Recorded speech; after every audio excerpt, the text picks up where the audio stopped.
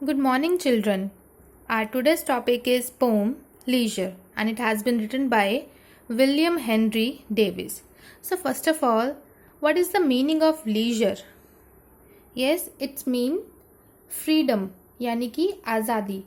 If you are having a leisureful time, it means you are having a freedom. आपके पास हर काम करने की आज़ादी है. So, इस पोम में विलियम क्या कहता है that he wants a freedom. उसको लीजर चाहिए बहुत सारी एक्टिविटी से. Let's see what does he say. What is this life if full of care we have no time to stand and stair.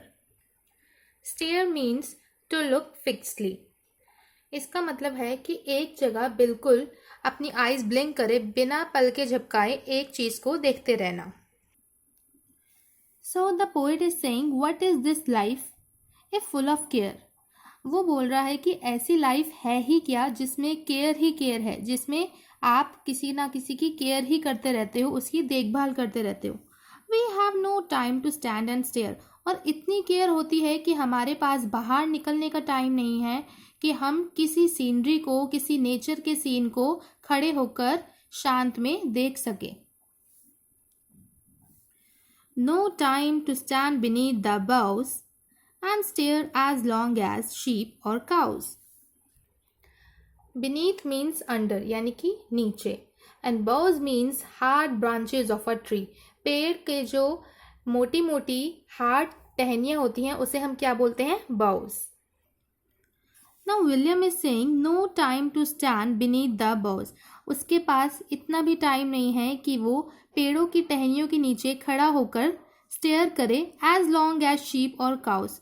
जैसे कि शीप और काउस एक जगह किसी न किसी चीज को देखती रहती हैं, वैसे ही पोइट के पास टाइम नहीं है. No time to see when woods we pass where squirrels hide their nuts in grass. Now he is saying no time to see when woods we pass. यानी कि उसके पास इतना टाइम नहीं है जब हम वुड्स को पास करते हैं. वुड्स मीन्स फॉरेस्ट यानी कि जंगल.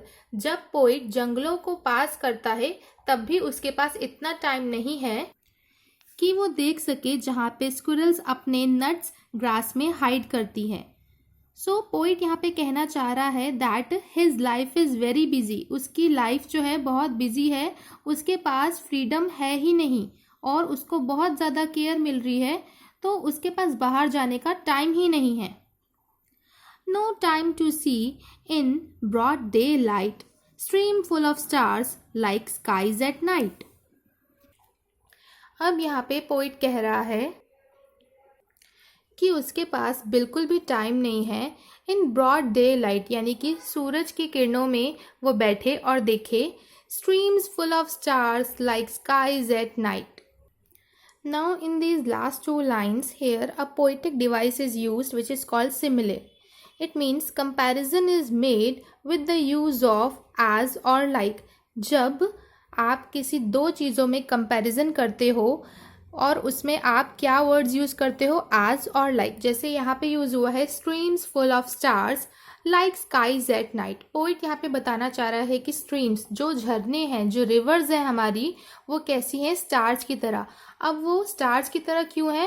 Because it is the time of broad daylight. अब जब सूरज की किरणें स्ट्रीम्स पर पड़ती हैं so it look like the pearl drops. ऐसे लगता है कि मोती चमक रहे हो.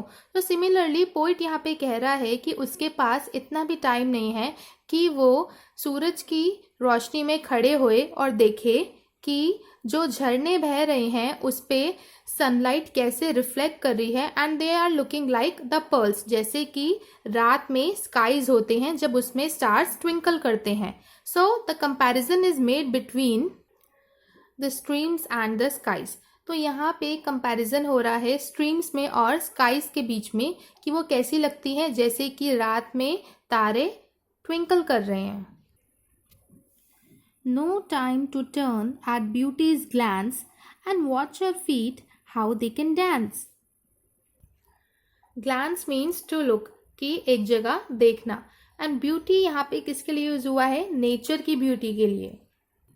सो poet is saying he has no time to turn at beauty's glance, कि उसके पास इतना भी टाइम नहीं है कि एक बार वो नेचर की ब्यूटी देख सके और उसको निहार सके। And watch your feet how they can dance, और उस ब्यूटी को देखे, उस नेचर की खूबसूरती को देखे कि वो कैसे झूम रही है और कैसे डांस कर रही है।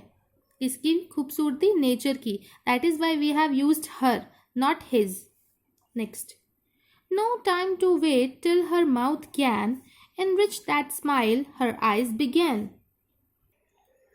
No time to wait till her mouth can, इसका मतलब है पोइट के पास अब इतना भी टाइम नहीं है कि वो उसके माउथ को देख सके। किसके माउथ को? नेचर के माउथ को। तो नेचर का तो माउथ नहीं होता, so why are we saying कि नेचर का भी माउथ है। Here another device is used, is called personification. इस पोइटिक डिवाइस में क्या होता है, जब हम नॉन लिविंग चीज़ों को लिविंग की तरह ट्रीट करते हैं। जैसे कि पोइट इस लाइन में नेचर को, अब नेचर को हम देख तो सकते हैं, बट हम उसको फील भी कर सकते हैं, लेकिन हम उससे बात नहीं कर सकते। Nature is not a living person, but still poet क्या कर रहा है, उसको एज अ लिविंग पर्सन की तरह ट्रीट कर रहा है। तभी वो कह रहा है कि उसके पास टाइम नहीं है कि वो उसके माउथ को देख सके। That enrich that smile her eyes began, जो एनरिच करता है, enrich means decorate and began means started, यानी कि शुरुआत की। Enrich that smile her eyes begin.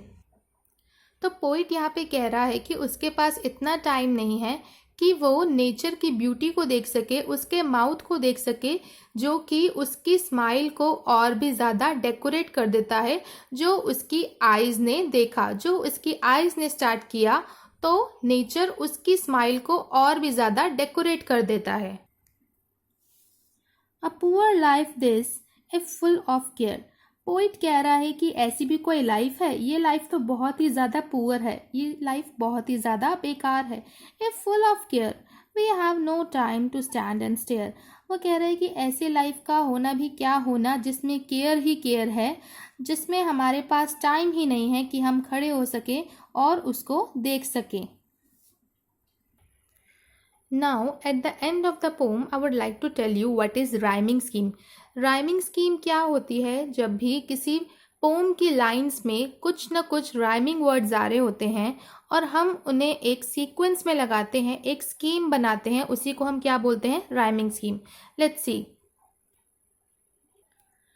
What is this life if full of care?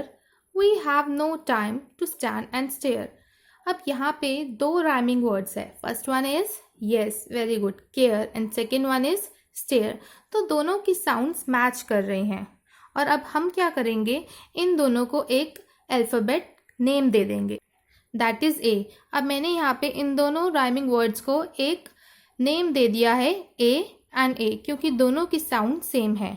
In the next line, no time to stand beneath the boughs and stare as long as sheep as cows. Now, what are the rhyming words in these two lines? Yes, boughs. Another one is, very good, cows. While comparing it with the previous lines, अब यहाँ की last की lines में दोनों की sound same है, but पुरानी line से मैच नहीं करती हैं। Care, stare. अब दूसरी साउंड क्या है? Boughs and cows. तो हम इसे नेम कर देंगे B, boughs B, cows B. So हमारी इन चारों लाइंस की राइमिंग स्कीम क्या हो जाएगी? A B B, like this.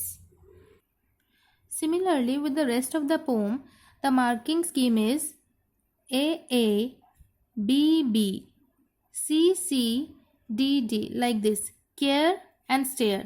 तो दोनों की साउंड सेम है, it means A. Bows and cows, B. Pass and grass. सो यहाँ पे हर एक लाइन की साउंड चेंज होती जा रही है प्रीवियस वाली से, that is why we are mentioning the different alphabets. Day, light, night. So अब ये हमने इसे मार्क कर दिया with D. Next is glance and dance. So ये पिछली वाली राइम से थोड़ा अलग है, that is why we have mention the letter E. Can, began, F F. अब लास्ट लाइन में हमने दोबारा से इसको ए मेंशन इसलिए किया है because in the first line we are having the same sound care and stair, A. Last line में भी सेम साउंड है care and stair, so that is why we have mention the same letter as A. So इस poem की पूरी rhyming scheme क्या हो जाएगी? A B B C C D D E F F A. And अगर आपसे कोई भी क्वेश्चन पूछेगा कि आप इस पोम की राइमिंग स्कीम करके बताओ तो आपको आई गेस नो प्रॉब्लम, आपको कोई प्रॉब्लम नहीं होनी चाहिए। और ज़रूरी नहीं है कि आपकी सेम टू सेम ही लाइंस बनेगी। इसको और अच्छे से जानने के लिए I have already explain the rhyming scheme in the class 4th flowers, so I will give you the link in the description box, जिससे कि आपको और अच्छे से पता लग जाए कि राइमिंग स्कीम कैसे होती है। And if you have any queries you can ask me in the comment section. I hope you enjoyed the leisure. So you must have a leisureful time to stand and stare. Good afternoon, everyone.